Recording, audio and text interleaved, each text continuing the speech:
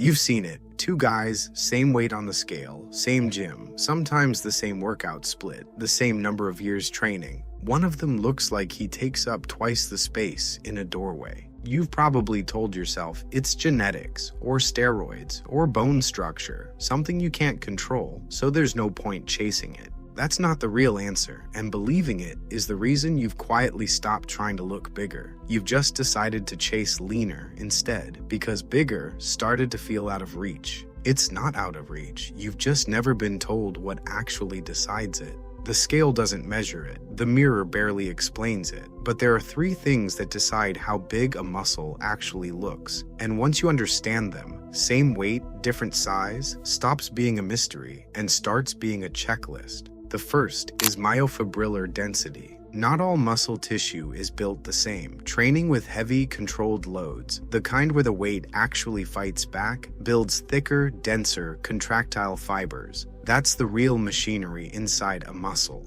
The part that makes it feel hard and look full under the skin, not just present. Training with constant light pumps, high reps, and no real resistance builds volume too, but a softer, less dense kind of volume. Same size on a tape measure, completely different look in a t-shirt. You felt this yourself, even if you never had a name for it. The day your arm looked genuinely hard when you flexed it, versus the day it looked big but soft, almost inflated. That's myofibrillar density, doing its work, or not doing it, because the training that day, that month, that year wasn't demanding enough to force your body to build it. Density isn't built by moving weight. It's built by weight that makes you earn every rep. The second is glycogen storage. Muscle isn't just fiber. Think of it as fiber sitting inside a tank. And that tank holds glycogen, your muscles' stored fuel. Every time you train with real volume and follow it with enough carbohydrate, you're not just fueling the next workout. You're training that tank itself to get bigger, to hold more fuel at rest, before you've even touched a weight that day. This is why the guy who trains hard and eats enough carbs walks into the gym already looking full, round, dense, ready. And it's why the guy on a crash diet, lifting the exact same weights with the exact same effort, looks flat no matter what he does. Same training, same intent, different tank size, and a tank that's running near empty. The third is cellular hydration. Muscle cells hold water, and how much they hold isn't random or genetic luck.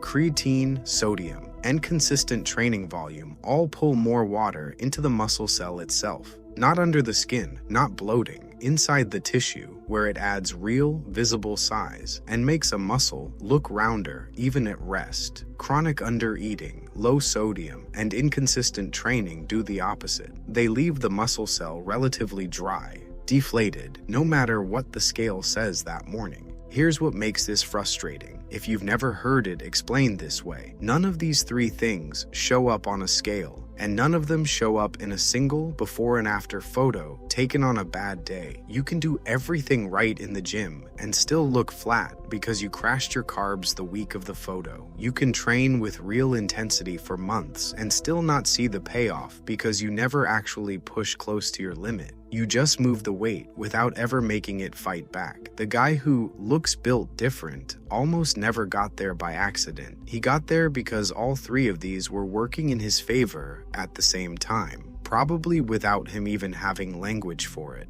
And this cuts both ways. You can lose all three just as easily as you can build them. Weeks of undereating doesn't just cost you strength. It empties the glycogen tank and dehydrates the cell, so even muscle you already built starts looking smaller before you've lost a single pound of actual tissue. That's the guy who diets down and panics because he suddenly looks smaller than his weight would suggest. Nothing was lost. It was just drained. Put those three together: density, glycogen, hydration, and you get the real explanation for what you've been calling genetics. Two guys can weigh exactly the same number and be carrying that weight in completely different ways. One guy's weight is packed into dense, full, hydrated tissue, every pound doing visible work. The other guy's weight is spread across less dense fiber, a half-empty tank, and a dehydrated cell. The same number on the scale, doing a lot less for how he actually looks.